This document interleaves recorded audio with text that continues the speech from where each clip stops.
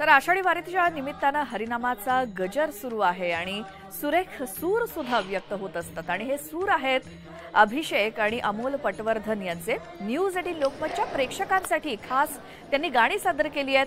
त्यांच्याशी संवाद साधले आमचे प्रतिनिधी विशाल परदेशी यांनी।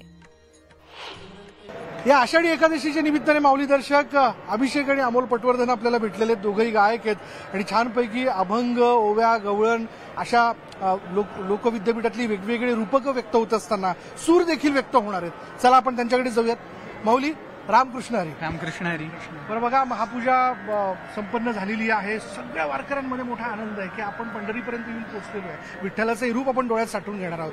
कशा पद्धतीने या सगळ्या गोष्टीचं सुरांमधनं वर्णन तुम्हाला करावंसं वाटतं? खूप छान वर्णन आहे। वारकऱ्यांचा मेळा पंढरीमध्ये जमलेला आहे, त्यावरच एक बेतलेलं छान गाणं मी या निमित्तानं पेश करायला मला आवडेल। आम्ही विठ्ठलाचे वारकरी, आम्ही विठ्ठलाचे वारकरी, ठाई ठाई विठ्ठल ठाई ठाई पंढरी, ठाई ठाई विठ्ठल ठाई ठाई विठ्ठल ठाई ठाई पंढरी, आम्ही विठ्ठलाचे वारकरी। आता अंतरंग झाले पांडुरंग, आता अंतरंग अंतरंग हे ए ए ए ए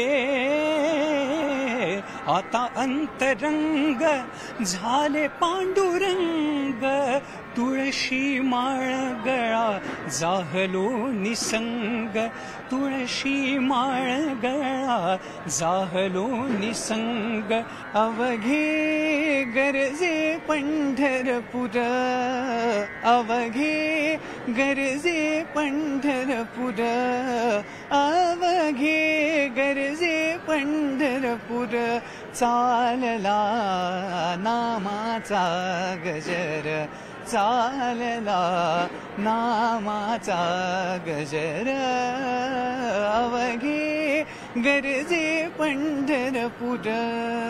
तुम्हा दोघांचे खूप खूप आभार आणि आपण एक खूप छानशी सांगीतिक सेवा माऊलींच्या चरणी रुजू करता।